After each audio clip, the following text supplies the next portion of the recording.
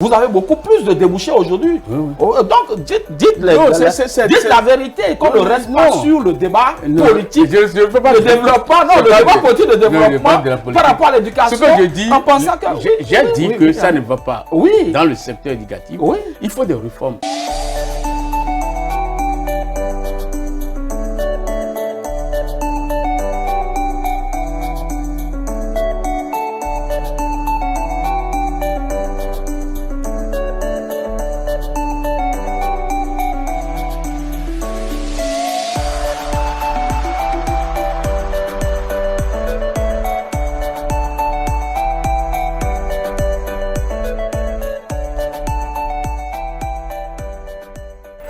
Le Bénin, à l'instar des nations africaines, célèbre dans quelques heures son accession à la souveraineté nationale et internationale. 66 ans déjà, et l'on se doit de poser un regard rétrospectif sur ce qui a été fait et les perspectives pour un réel développement de la nation. Dans la ferveur de cette célébration, nous prendrons quelques angles d'analyse avec des personnes ressources qui, le temps de l'émission, nous éclaireront avec leurs apports substantiels et ce sera notre façon à nous de contribuer à l'édification de la cité. 66 ans d'indépendance du Bénin, pour quel développement est bien le thème de votre émission Free Speech qui reçoit pour vous Dr Kodjo Zohou. Pour animer cette émission, je me ferai accompagner naturellement par mon confrère Alphonse Moïse Soudé. À la réalisation de cette émission, Josué Kankoué, à la supervision générale Romaric Dossa et à la manipulation technique Bernardin Bonougo. Mesdames et messieurs, bienvenue sur votre émission Free Speech et surtout ne décrochez pas. Alphonse Moïse Soudé, bonjour. Bonjour à vous Landry, bonjour à toutes et à tous. Oui, comme d'habitude, avant de recevoir notre invité sur ce plateau, nous allons faire notre exercice habituel. La grogne, ce qui a marché, ce qui marche dans la République, ce qui n'a pas marché. Dites-nous, qu'est-ce qui vous tient à cœur, Alphonse Moïse Soudé? Je voudrais d'abord dire merci au gouvernement de mon pays parce que certaines de nos grognes ont reçu un écho favorable, notamment la loi sur le bail, et où les propriétaires de maisons ont instauré une loi contraire aux principes établis par la République. Ils vont au-delà de 3 mois d'avance. On a dit que le démarcheur qui fait l'interface entre le propriétaire et le bailleur devait recevoir 50% du loyer. Mais par ailleurs, des gens exigent 1 mois. Donc le gouvernement est monté au créneau et a dénoncé ce fait et a demandé aux populations de dénoncer. Et je voudrais que les populations puissent saisir cette perche-là tendue par le gouvernement pour décourager ces commerçants véreux qui pensent que bon, l'argent se trouve quelque part où l'on doit aller cueillir. Mais ce que je voulais demander dans la même veine, il faudrait que par rapport au loyer, le gouvernement puisse jeter un coup d'œil parce que vous allez voir pratiquement des cas gibiers de petites chambres qui vous coûtent excessivement cher. Vous avez de petits chambres où le propriétaire met le loyer à 120 000 dans un quartier malfamé où l'accès est très difficile et puis bon, parfois on vous dit si vous ne voulez pas prendre l'essai, le gouvernement ne m'a pas aidé à construire ma maison. J'ai souffert pour acheter des paquets de ciment. Donc je voudrais saluer le gouvernement pour cette initiative. Mais il y a, ma colère c'est non loin de l'église Saint-Michel. Quand vous arrivez au niveau du carrefour Saint-Michel, vous quittez Siné le Bénin en venant vers le grand carrefour, il y a un trou, non loin de l'école Épithèque. Il y a un grand trou là qui crée des dommages et depuis, personne n'a songé à fermer ce trou là. Vous allez constater que ils ont mis là, je crois que c'est ce qui était au carrefour pour permettre aux policiers de réguler la circulation. Ils l'ont déplacé pour protéger le trou. Moi, je voudrais demander à la mairie, je ne sais pas si c'est la mairie ou bien si c'est le ministère de l'Environnement qui s'en occupe, ce trou-là, il faut le fermer.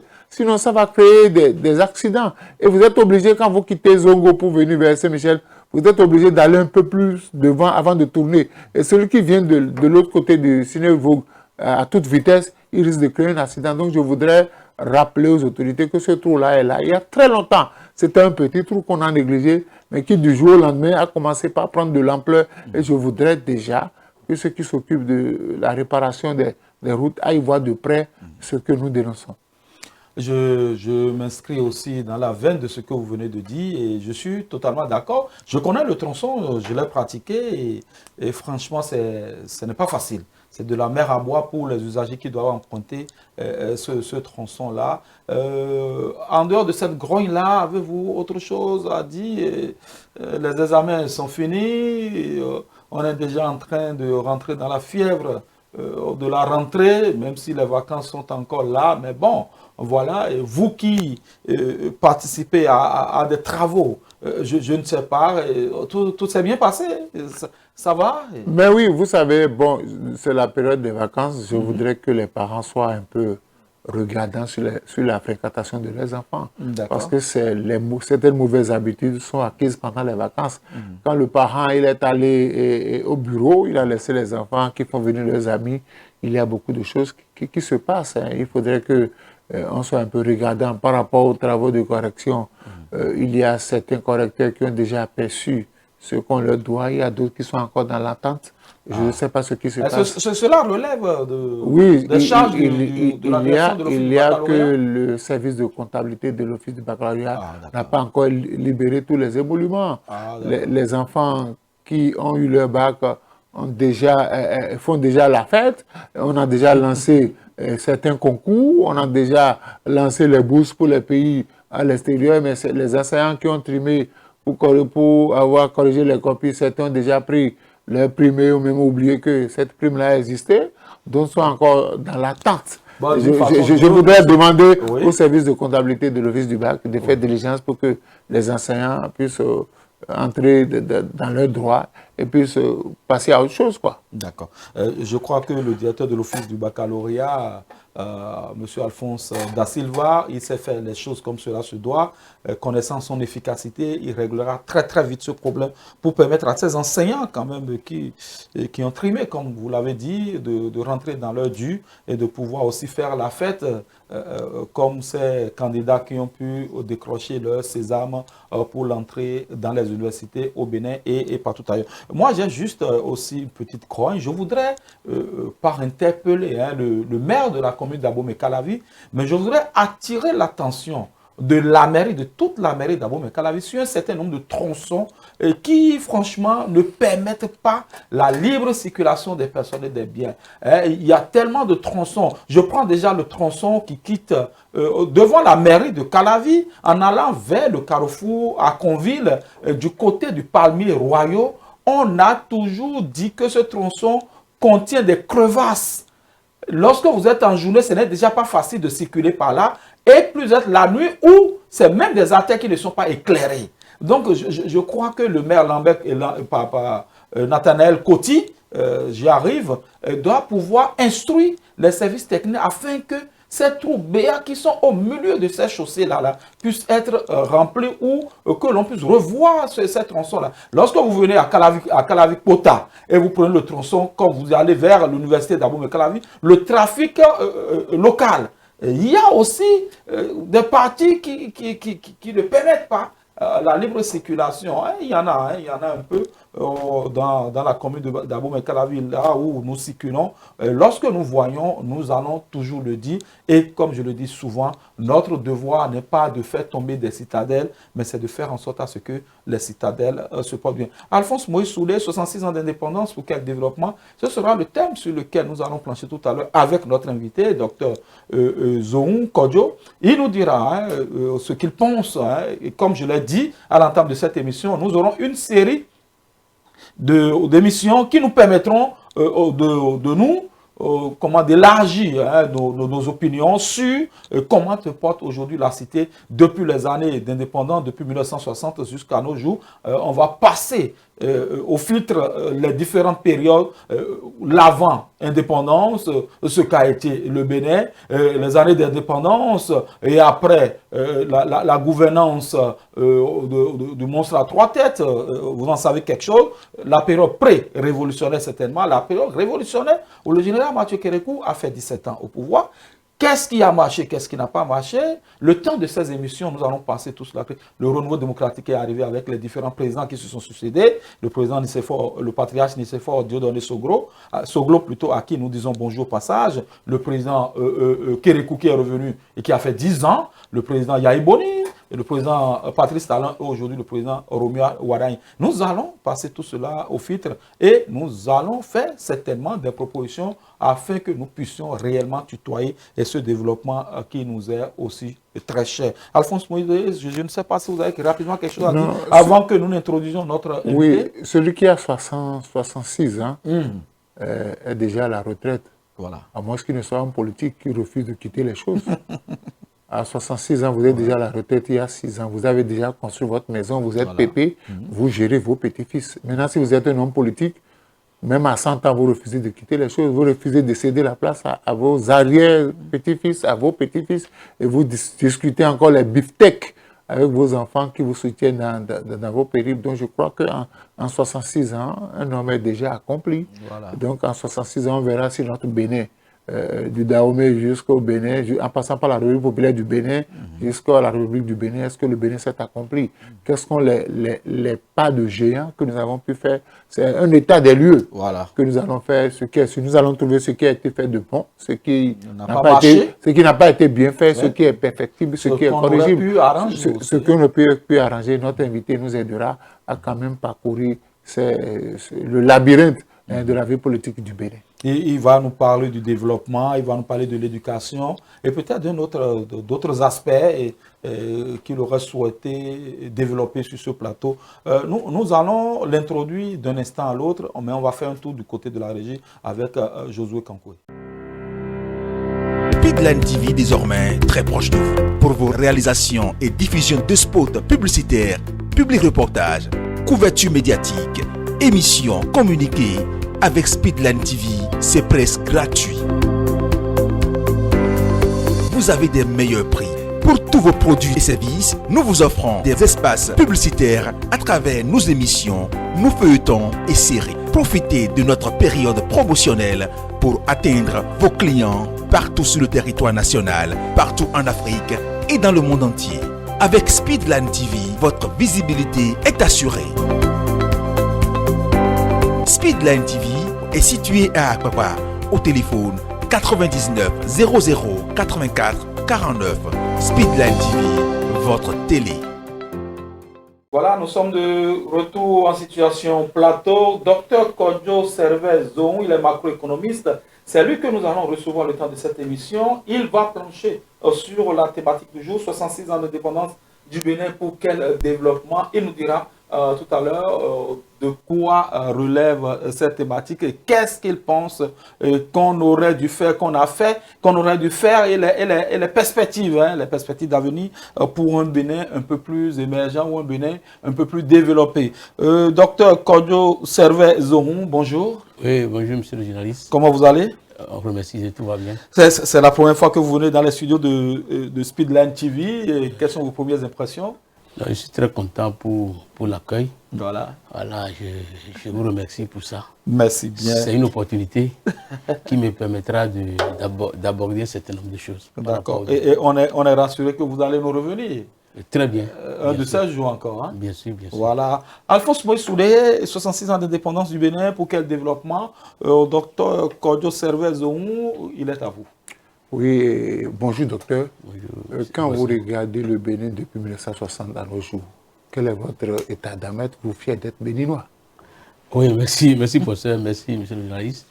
Je crois que 66 ans d'indépendance, c'est beaucoup. C'est beaucoup, c'est beaucoup. Et c'est vrai que tout n'est pas resté statique. On a évolué sur un certain nombre de plans. Et sur d'autres plans, beaucoup reste à faire. Beaucoup reste à faire, monsieur le professeur. Le premier pan qui intéresse tout Béninois, vous savez, un pays ne peut pas se développer s'il n'a pas un bon système éducatif. Si on vous demande de faire le point, nous avons connu la période post-indépendance, nous avons connu la révolution sous Kérékou, 17 ans, nous avons connu le renouveau démocratique qui a commencé avec Soglo, qui a continué avec Kérékou, et après Yahi, Talon, maintenant nous sommes à Wadaï. Quel est votre avis sur le système éducatif béninois? Ok, merci monsieur le professeur. Et vraiment, concernant le système éducatif, je peux, pour être véridique, ça n'a pas donné le résultat escompté. Ah bon? Ça n'a pas donné le résultat escompté parce que 66 ans d'indépendance et normalement, nous devons évoluer plus que là où nous en sommes aujourd'hui. Et pourquoi? Parce que l'éducation est le moteur du développement. Forcément. Le moteur du développement. Je crois qu'avec cette masse d'intellectuels qu'on a, cette masse d'agrégés, cette masse de docteurs, de cadres que nous avons, nous ne devons plus être à ce niveau. Et si depuis 66 ans, on n'est pas parvenu à fabriquer même une moto, on n'est pas parvenu à fabriquer l'avion, ça veut dire que ça pose un problème. Est-ce que l'éducation, le système éducatif, est-ce que c'est conforme à ce que nous voulons? Et est-ce qu'il ne faudrait pas changer de paradigme en termes d'éducation? On revoit faire des réformes dans le secteur éducatif. Voilà, pour que, au thème de la formation, que nous inculquons à nos apprenants, à nos étudiants, ces derniers puissent être en mesure de pouvoir créer quelque chose. Parce que le développement même, c'est la conception, c'est la création. Vous voyez? Et j'ai compris que le système éducatif est beaucoup plus reposé sur la théorie. N'est-ce pas ce qu'on a hérité du colon? C'est pour ça le professeur parlait de la période post-coloniale ou la période coloniale, la période post-indépendance. C'est ce que nous avons, le Akawé au col blanc, c'est-à-dire que l'intellectuel au col blanc. Et tout le monde veut être dans les bureaux, personne ne veut aller faire autre chose. On a des agronomes qui ne vont jamais à la terre. On a des gens, tout le monde veut parler français, mais on est là. Non, c'est ça justement ce que je dis. Oui. Cette manière de fonctionner n'a pas marché. Ça ne nous a pas conduit à ce que nous voulons comme développement. Et j'ai dit, et le problème que je pose aujourd'hui, ça ne concerne pas seulement le Bénin, c'est toute l'Afrique. Surtout les pays francophones. C'est le pays francophone. Voilà. C'est toute l'Afrique. Mais 66 ans, avec ce nombre d'agrégés, avec ce nombre de docteurs, de tout ça là, nous ne sommes pas parvenus à créer quelque chose. J'ai donné un exemple simple, l'avion. C'est dans 200 ans qu'on va créer l'avion. Je ne comprends pas. 66 ans et nous importons que nous exportons. C'est pourquoi la balance commerciale est déficitaire. Vous voyez? Et je dis que ce qui nous a un peu lavé l'image un peu, c'est de 2016 jusqu'en 2000 à l'heure actuelle, où les choses ont changé un peu. Le président de la République, Patrice Talon, a compris et il a opté pour la professionnalisation de l'éducation. Learning by doing. L'apprentissage par la pratique. Vous voyez un peu? C'est ça qu'il faut. Et le fait, si on n'adopte pas ça, nous allons toujours rester à l'étape là. Nous n'allons pas bouger. Parce que le développement même, c'est beaucoup plus l'industrialisation. À l'époque, nous formons des gens, mais quelle machine ils ont créé? Moi, j'ai toujours dit quelque chose pour ça. Vous voyez, le blanc là est né nu. On n'a rien, nous sommes tous nés bébés, non? Nous n'avons rien apporté. Mais pourquoi les autres nous ont dépassés? C'est ça. C'est le système éducatif. Le système éducatif, là, ce n'est pas conforme. Et c'est déplorable. Mais après ce diagnostic que vous venez de poser, qu'est-ce que vous proposez? Parce que si on dénonce, il faut qu'on propose pour améliorer. Les responsables vous suivent. Qu'est-ce que vous proposez pour que désormais nous puissions sortir des sentiers battus? Ce que moi je propose, il faut une bonne réforme dans le secteur éducatif. Revoir la formation et nous devons beaucoup plus faire de la pratique que de faire de la théorie. La pratique doit dépasser la théorie. Moi, j'ai demandé à un étudiant qui, déjà en 4e année, je lui ai demandé, vous êtes à la fin, qu'est-ce que vous pouvez faire? Il était incapable même de me dire ce qu'il peut faire. Et c'est pourquoi je remercie le président Patrice Talon, parce que les privés, les universités privées, il y a l'examen national aujourd'hui. Oui, c'est pour voir ce qui se passe réellement. Est-ce que la formation qui se donne est de bonne qualité? L'examen national est quelque chose qui permet de les renforcer et qui nous permet de voir clair.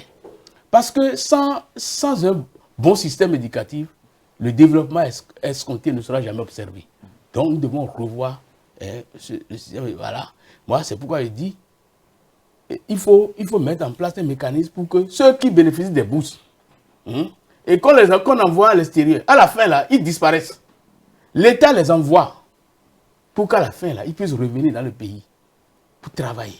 Surtout dans le domaine de la technologie, voilà, les filières comme l'ingénierie, voilà, et autres, qui se rapprochent plus du développement. Hein? Ces filières-là, nous devons plus mettre de moyens dans ce secteur, voilà, pour qu'à la fin, là, nous puissions être en mesure de faire quelque chose. Voilà les portables. Tout ce que nous consommons, on importe. Nous allons arrêter ça quand? Nous allons arrêter. Il faut qu'on se dise la vérité.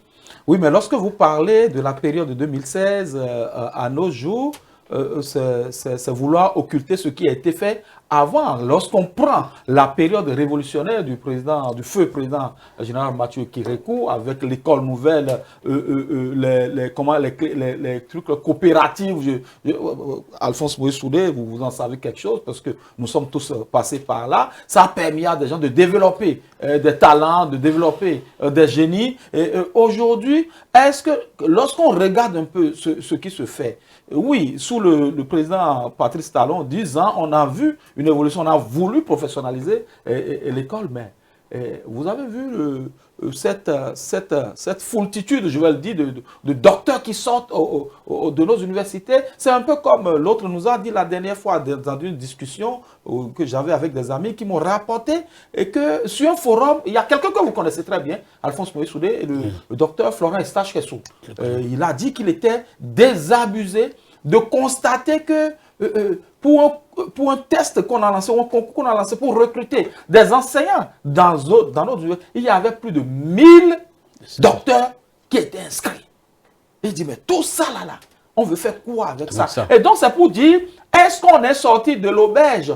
On a commencé quelque chose, peut-être avec le président Patrice Talon, des choses ont été faites, et c'est ça le réel problème que nous avons, le problème de réel développement, parce que lorsqu'on vient, on construit quelque chose, il y a un autre système qui vient, qui détruit. Tout sous la révolution n'a pas été mauvais. Hein, non, sur le plan éducatif, tout n'a pas été pour autant mauvais. Et lorsqu'on est venu dans le renouveau démocratique en 90, on a fait une refonte des systèmes et tout, on a voulu. Et donc, je crois qu'il faudra créer cette corrélation entre le développement dans sa généralité et les aspects, les paradigmes dont vous avez parlé, parce qu'il ne sert à rien de construire, parce que le président Patrice Talon a construit quelque chose, un idéal pour l'éducation, on est en train d'y aller. Il ne faut pas que quelques années après, que l'on puisse casser tout ça et reconstruire autre chose. Je ne sais pas qu'est-ce que non, c'est ce que je dis, développement. Chaque époque a ses réalités. Depuis l'indépendance jusqu'à aujourd'hui, c'est une grande marche. Oui. Vous voyez, donc je ne suis pas là pour juger. Moi, j'ai fait un constat. Oui. J'ai fait un constat et le constat m'amène à dire ce que je suis en train de dire. Oui. Que ça ne va pas. Voilà. Parce que le problème là, nous sommes tous responsables. Ce n'est pas un régime qu'il faut prendre comme bouc émissaire. Nous sommes tous responsables autant que nous sommes. Et autant que nous sommes tous responsables. Parce que nous avons fini, nous avons des diplômes. Qu'est-ce que nous avons pu faire? Qu'est-ce que nous avons créé? Si on me prend, je suis docteur, je suis tel agrégé, qu'est-ce que j'ai créé? J'ai fait la mécanique industrielle. Qu'est-ce que j'ai inventé? On nous a souvent dit que les matières premières, là, les Blancs viennent chercher chez nous. Non? Oui. Mais pourquoi nous, on ne peut pas transformer ça? C'est pourquoi je remercie le président Patrice Talon, parce qu'aujourd'hui, le coton se transforme sur place. Allez à Gros-Dibé, c'est un début d'une industrialisation. Nous allons gagner la valeur ajoutée. La transformation se fait sur place. C'est ce que nous voulons. C'est pourquoi il faut désormais parler du transport de la technologie, non le transfert. On doit transporter la technologie. Voilà. Là, nous allons tout transformer sur place. Vous voyez? Et ce transport de la technologie sera un bon début d'une industrialisation de notre pays. Tout sera fait ici. Nous n'allons plus, nos matières, nos produits bruts, nous n'allons plus les exporter. Nous allons les transformer. Gagner la valeur ajoutée, les jeunes trouveront à faire. C'est ça la véritable question. Professeur, oui. vous êtes dans le système éducatif, ça fait des années. Je suis d'accord avec ce que vous dites. Oui. Il faut professionnaliser l'éducation. Malheureusement, sous le régime qui a fini en 2026, on nous a promis des lycées. Mais pourtant, on n'en a eu aucun. En 10 ans, à l'université d'Abomey-Calavi, rien n'a bougé. C'est en fin de mandat pratiquement qu'on a eu les bus. On a remarqué, la plupart des Béninois disent que l'enfant malade des 10 ans du président Baptiste Talon, c'est le système éducatif béninois, à part la digitalisation qu'on a introduite dans le système que tout le monde a apprécié. Oui. Il n'y a plus d'autres efforts pour que nous allions au-delà de la théorie. Vous voyez, nous avons des amphibondés. À votre avis, qu'est-ce qu'il faut faire réellement? Parce que si nous voulons sortir de ces sentiers battus-là, il faut finir avec. Vous avez dit qu'il faut finir la théorie. Il faut désormais allier théorie et pratique. Est-ce que l'État béninois est prêt à mettre les moyens si en 10 ans, on n'a pas pu nous donner les lycées qu'on nous a promis? Non, l'État est toujours prêt à y mettre des moyens pour que nous puissions aller vers le développement aussi longtemps voulu. Vous voyez un peu. Et comme nous l'avons déjà dit au début, c'est l'éducation qui est au cœur. Vous voyez, donc le président Baptiste Talon a commencé. Vous voyez un peu. Il y a eu beaucoup de réformes dans le secteur éducatif. Vous voyez, beaucoup de réformes. J'ai parlé des examens nationaux. Même, aller sur le campus. Et vous savez de quoi je parle. Vous voyez, ils ont construit beaucoup de nouveaux bâtiments. Vous voyez, il y a eu beaucoup de nouveaux bâtiments. Vous voyez, à la phase où les gens étaient nombreux aujourd'hui, c'est des écoles. Les choses ont évolué. À la phase aujourd'hui même, tout est scindé. Il y a des filières, voilà, il y a des écoles. Et les étudiants ne sont plus comme auparavant. Mais c'est un début de quelque chose. Comment justifiez-vous dans une faculté à Parakou, pour les examens de fin d'année, aucun étudiant de réussi? Vous l'avez appris. C'est ça que je dis. Vous l'avez appris. On ne peut pas dire que tous ces étudiants-là, en griffe, sont des tarés. Non, vous voyez, mais le professeur donne son examen, mais si vous ne travaillez pas, vous ne travaillez pas. On ne peut pas inventer la note. Ça veut dire que l'étudiant... Comment expliquer ça? C'est de ça que je... Non, les gens ne veulent plus travailler. Ils ne veulent plus travailler. C'est pourquoi je dis, quand on finit l'université, on reste là. Est-ce que la part de responsabilité de l'enseignant n'est pas engagée? Non, l'enseignant fait tout ce qu'il doit faire. L'enseignant, il revient à l'étudiant de faire des recherches. Vous voyez, l'enseignant fait son travail. Mais c'est ça que je dis. Aujourd'hui, vous voyez ce qui se passe. Quand je finis l'université, moi-même, je peux créer un emploi. L'auto-emploi. Mais l'étudiant reste les bras croisés pour dire que l'État va recruter. Dans quel environnement? L'État va recruter. Dans quel environnement? Non, dans quel environnement voulez-vous qu'il crée? Et quelle est même la... Parce que moi, je voudrais aller même à la source même de la problématique, du problème que nous avons dans le système éducatif. C'est pourquoi j'ai parlé de réforme, je suis d'accord. Oui, parce que les réformes, on les chante, ça fait des années. On les chante. Est-ce que ce n'est pas le système qui en lui-même pose problème? Parce que moi, je le dis souvent, lorsque vous avez commencé, excusez-moi docteur, lorsque vous avez commencé par dire les pays africains. J'ai rectifié, j'ai dit, c'est beaucoup plus les pays francophones. Parce que lorsque vous allez à l'université de Legon, par exemple, à Accra, où moi je suis passé, à l'université de Koumassi, où je suis passé, j'ai vu des choses, j'ai vu des étudiants qui étaient déjà dans le concret et qui n'attendaient pas de finir avec les paperasses pour commencer par se chercher. Et je le dis souvent, la pauvre dame qui est à Misebo et qui n'a jamais peut-être été à l'école, mais qui peut te parler le broken, how much you go pay now, 100 change, c'est dit que c'est une dame qui sait piocher de l'argent, qui sait prendre de l'argent. Mais pourquoi aujourd'hui, nous, pays francophones, nous avons des problèmes? Il y a l'autre qui va vous dire que pendant 66 ans, nous avons voulu nous affranchir de la France-Afrique et que c'est pour ça et que nous ne nous développons pas, alors que d'autres pensent qu'il faut s'affranchir. Donc moi, c'est ambigu. Et donc, je me pose la question, est-ce qu'on ne devrait pas trouver d'autres clichés pour notre système éducatif? Aujourd'hui, si vous faites attention, vous aurez constaté et que dans toutes les ruelles aujourd'hui, c'est des écoles maternelles bilingues. Est-ce qu'on n'est pas en train d'aller à ce... Vous qui êtes angliciste, vous avez beaucoup plus de débouchés aujourd'hui. Donc, dites la vérité, qu'on ne reste pas sur le débat politique, le développement, le débat politique de développement par rapport à l'éducation. Ce que je dis, en pensant que... J'ai dit que ça ne va pas dans le secteur éducatif. Il faut des réformes. Et il faut des réformes. Il faut beaucoup plus aller vers la professionnalisation, la pratique. Nous voulons la pratique. Je ne peux pas être dans une filière de la statistique et ne pas savoir et faire les estimations économétriques. Et ne pas savoir comment manipuler le logiciel IVU, Stata et autres. Mais c'est ça qu'il est question. Mais quand on va finir de vous donner la théorie, mais si la pratique ne suit pas automatiquement, ça ne marchera pas. Ça ne marche pas. Pourquoi il dit qu'à l'université même, il faut une profonde réforme. Hein, il faut revoir. Vous êtes en train de venir. Vous êtes en train de venir. Ça, c'est le système éducatif qui est un élément, un maillon très important dans le développement d'un pays. Mais le second secteur qui nous intéresse, et vous serez d'accord avec moi, c'est le secteur de la santé. Comment vous pouvez justifier que 66 ans après l'indépendance, vous allez au CNHU pour une analyse ou bien pour une consultation, on vous dira de revenir dans 3 mois parce que le spécialiste n'est pas disponible. Est-ce que 66 ans encore, on devait continuer par aller aux soins alors qu'un médecin vous demande expressément une analyse et on dit que le spécialiste n'est pas disponible, il faut revenir dans 3 mois. Est-ce que c'est normal que ça soit 6 ans après, on puisse encore être... Ce n'est pas normal, c'est malheureux, c'est ça que je parle. Vous voyez, au niveau, il y a l'IDH, indice de développement humain. Voyez, quand vous voyez pour l'autre pays, mais ça tourne autour de 0,5 et quelques. Voilà, donc, alors que si on est proche de 1, pour les pays développés, ils sont proches de 1. Vous voyez un peu. Donc, voyez un peu, dans le secteur de la santé aussi, ça pose un problème. C'est sous le régime de Patrice Talon qu'on a eu l'hôpital de référence de Caravi. Vous voyez, ça a commencé. Le chic. Vous voyez, c'est chic. C'est une bonne chose. Et bientôt le chip. On doit aller au-delà. Oui. Beaucoup reste à faire. Mais aujourd'hui, nous sommes sur une très bonne voie.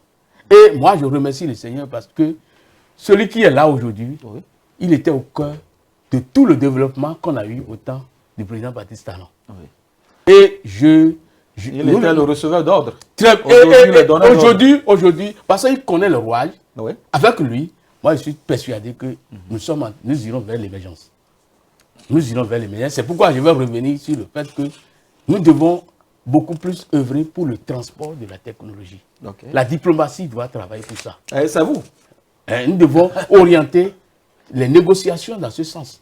Pour que les usines là que les autres utilisent, nous puissions les ramener sur le sol béninois. Vous voyez, ça va nous permettre de gagner la valeur ajoutée, créer d'emplois, équilibrer la balance commerciale qui est ISMO-M. On doit l'équilibrer, c'est ça le véritable problème. Vous voyez, aujourd'hui, le taux de croissance, vous voyez, ça tourne autour de 8 et quelques. Notre objectif, c'est d'aller vers une croissance à 2 chiffres.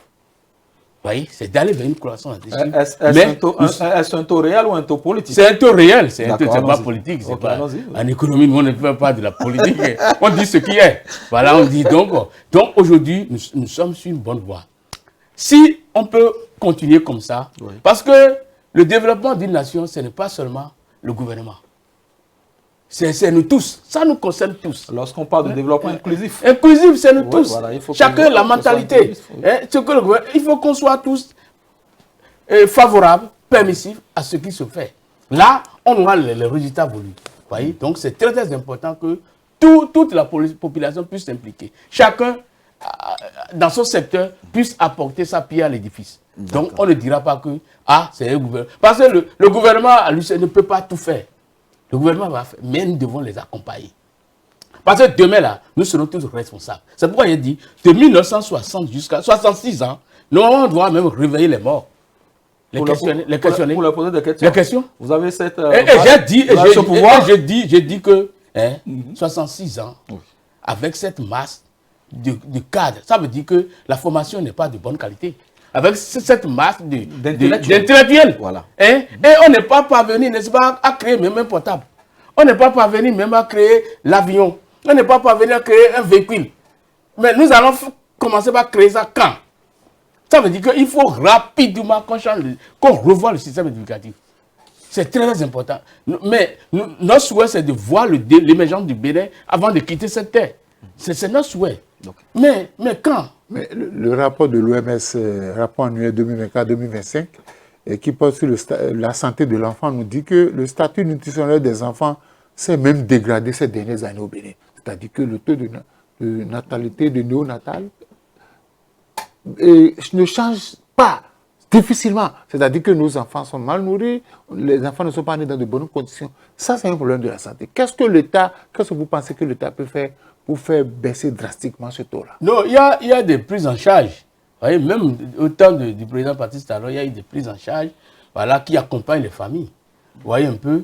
Donc, on doit aller plus loin. Mais il faut reconnaître aussi qu'autant la nourriture, vous savez, même il y a des cantines scolaires aussi, vous savez ça, non? Oui, on le sait. Ça a créé, beaucoup de choses ont été, dans le domaine social, il y a eu beaucoup d'avancées aussi. Autant il y a le social, la gratuité de la césarienne. Oui, oui, il y a eu ça, oui, je ne refuse pas. Donc, mais c'est la suite, c'est une bonne suite, voilà, parce que autant de Patrice Talon, autant de...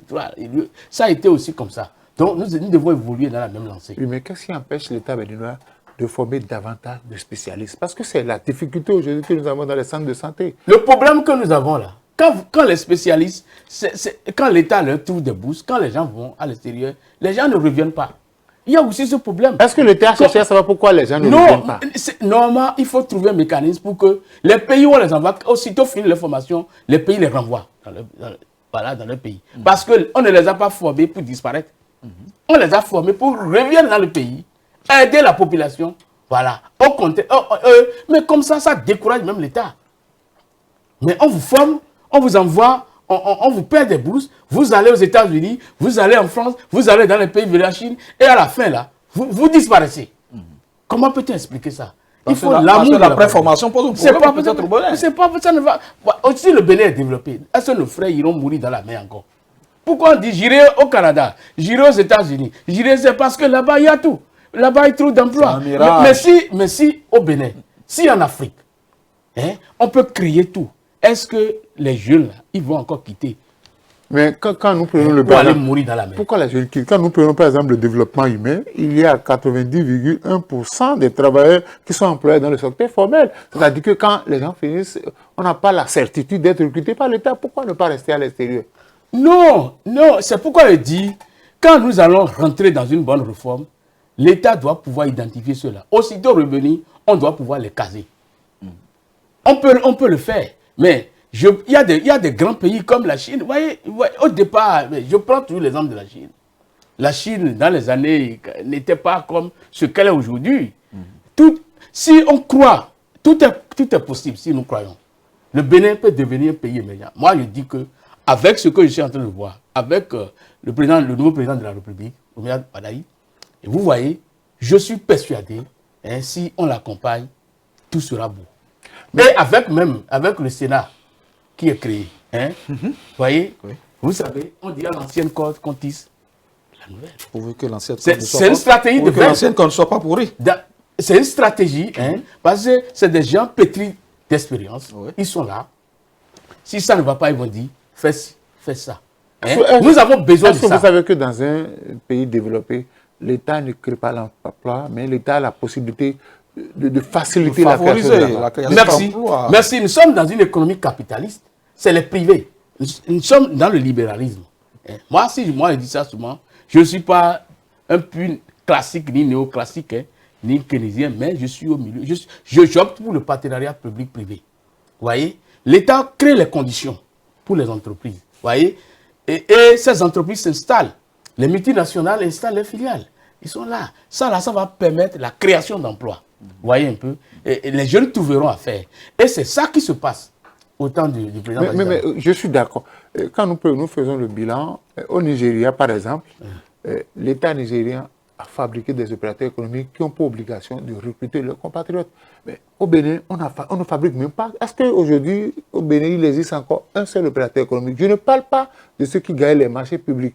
Opérateur économique, c'est-à-dire que dans le secteur de l'agriculture, dans le secteur culturel, est-ce qu'il y a encore ça aujourd'hui au Bénin? Non, nous avons des sociétés privées qui sont sur la place, beaucoup, qui recrutent.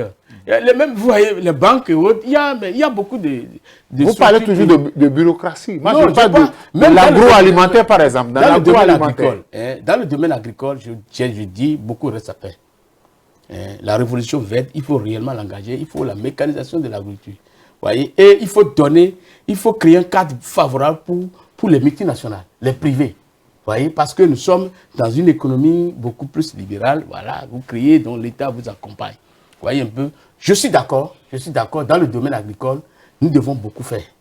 voilà, on doit revoir, renforcer le secteur. Vous qui êtes macroéconomiste, dites-nous, docteur Zomou, pensez-vous que l'environnement aujourd'hui est propice pour permettre l'émergence de ces opérateurs économiques dont parle le professeur Alphonse Moïse Soudé? Est-ce qu'aujourd'hui, vous pensez que dans cet environnement-là, on peut avoir une émergence de cette classe d'opérateurs économiques? Aujourd'hui même, c'est mieux.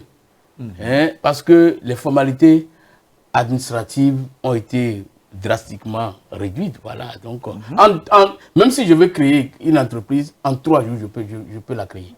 Voyez, tout est digital. Voyez. Une chose est de créer les entreprises. Voilà, c'est facile. Autre chose est d'avoir les opportunités. Non, non. Si vous créez les entreprises, il y a des structures de microfinance, il y a des structures qui financent, qui accompagnent les jeunes.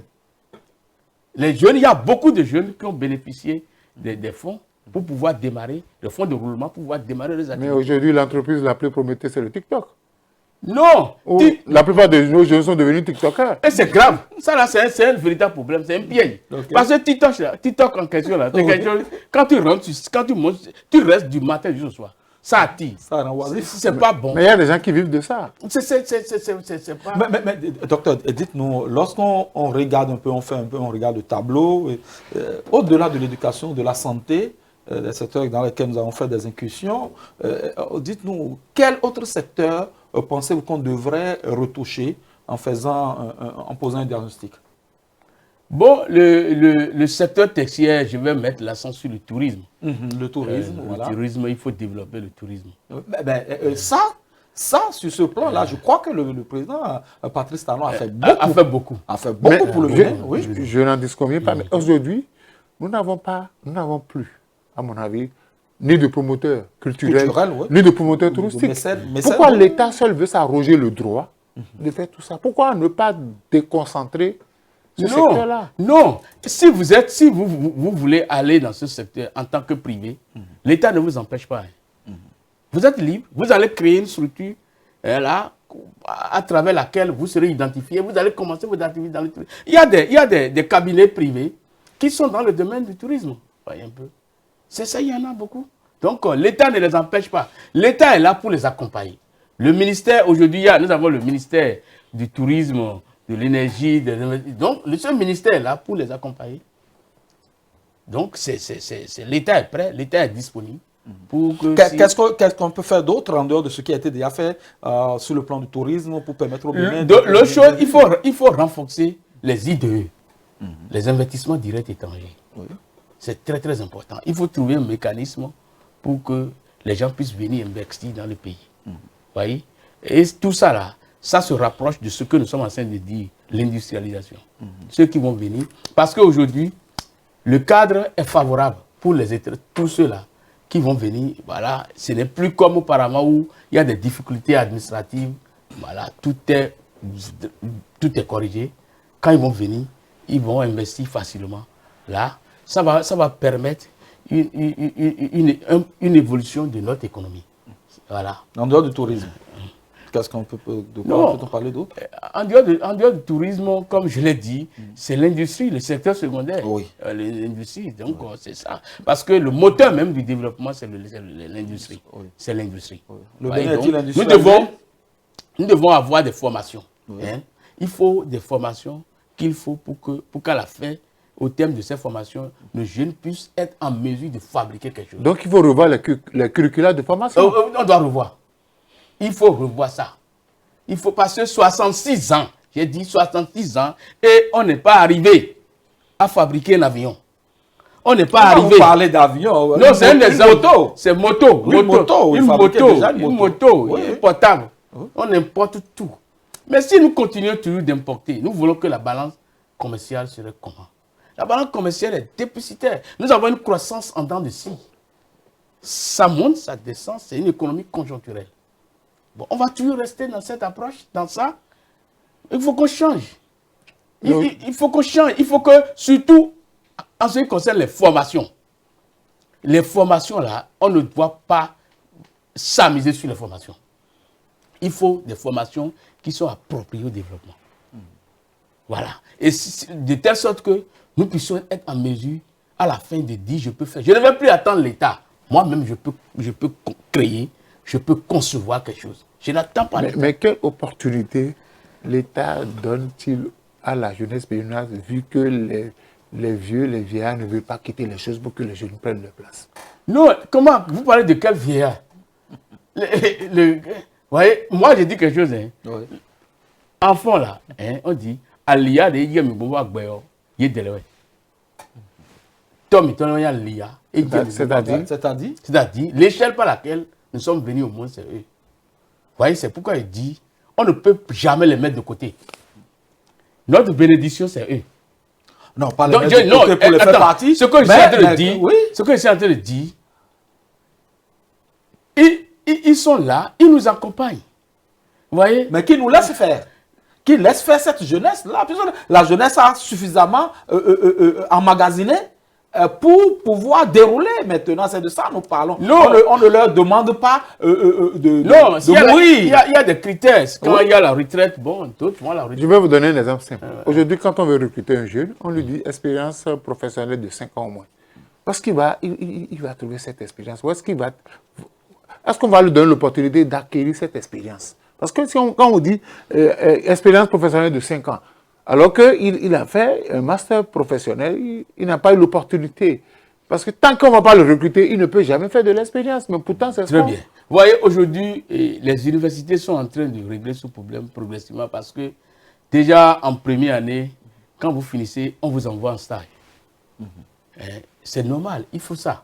On vous envoie en stage et vous faites 3 mois, vous revenez avec un projet de rapport, quoi. Voilà, et vous présentez ça. En deuxième année, on vous envoie. Ainsi de suite. Parce qu'il faudrait que ce que vous apprenez, c'est ce qu'on est en train de dire. La théorie qu'on vous a enseignée là, vous allez là-bas pour la pratique. Vous voyez, c'est pourquoi les entreprises, parce que si je prends les entreprises privées, l'État ne dit pas ça souvent. L'État lance un concours. Si tu n'as pas d'expérience ou pas, l'État lance le concours, vous allez. Si tu réussis, tu vas rentrer. Mais les entreprises privées, vous savez, entreprises privées, c'est la course au profit. Lui, il cherche la rentabilité. Les compétences d'abord. La rentabilité. Donc, l'entreprise va exiger ces critères. Donc, on ne peut pas les accuser. Parce que c'est une économie libre.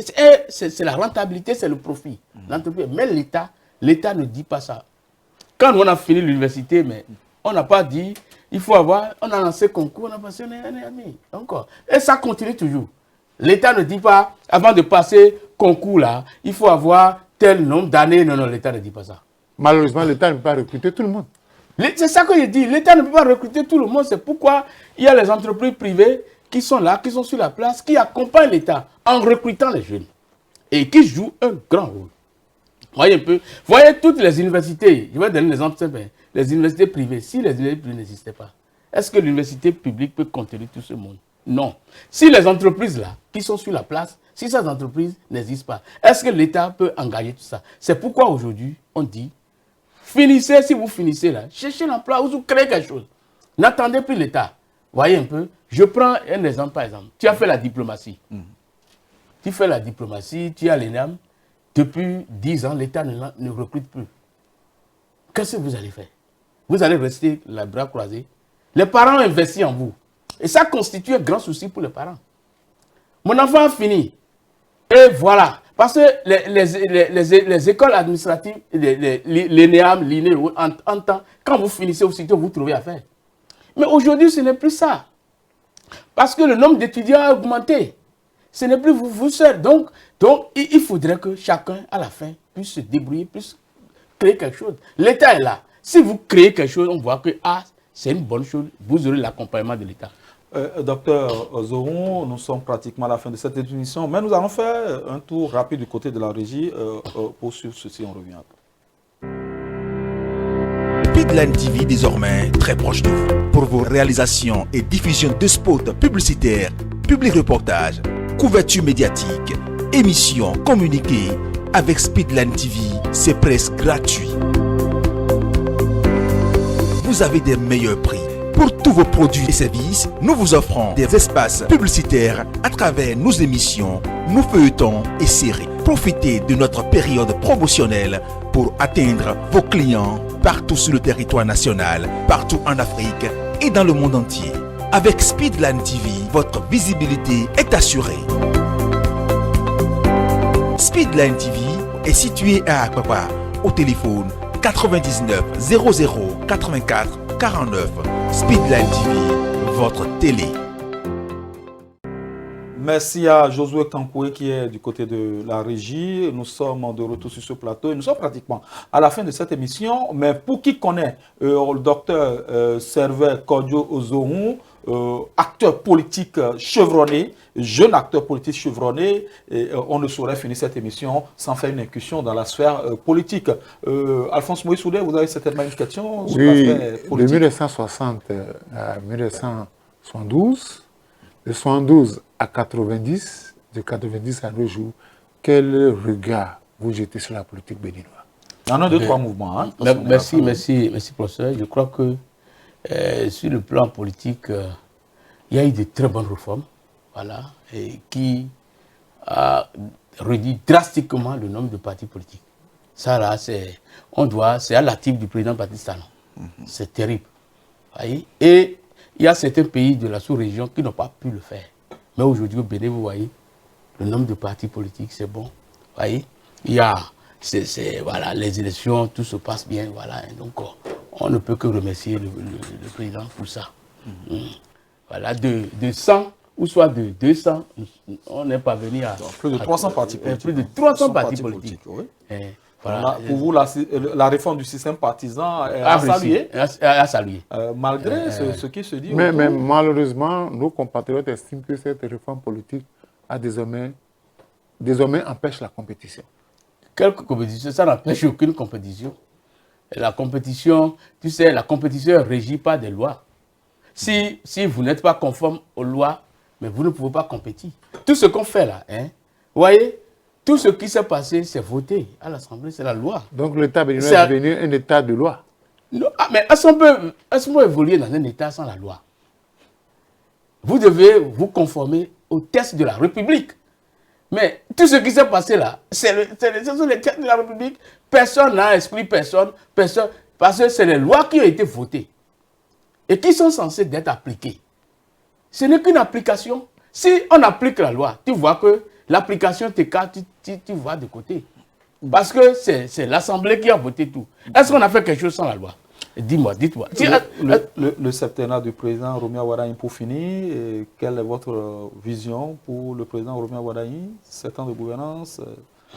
Moi, en tant que citoyen, en tant que citoyen politique, moi, je sais que... Regardez dans la caméra et dites-lui quelque chose. Je sais que le président, son excellence, le président Romia Wardani, je suis 100% sûr qu'il conduira le Bénin à l'émergence. Je ne doute pas un instant. Tous les Béninois vont applaudir. Et on remercie le Seigneur de nous avoir envoyé un technocrate, quelqu'un comme Romia Wardani. Et demain, le Bénin sera un pays développé. Nous serons même comme moi, je veux qu'on soit comme le Singapour.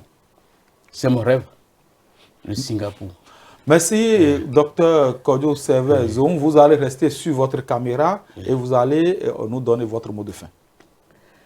Mon mot de fin, je crois que j'invite toute la jeunesse, toute la population béninoise à accompagner le président, son excellence Romia Wardani. Voilà.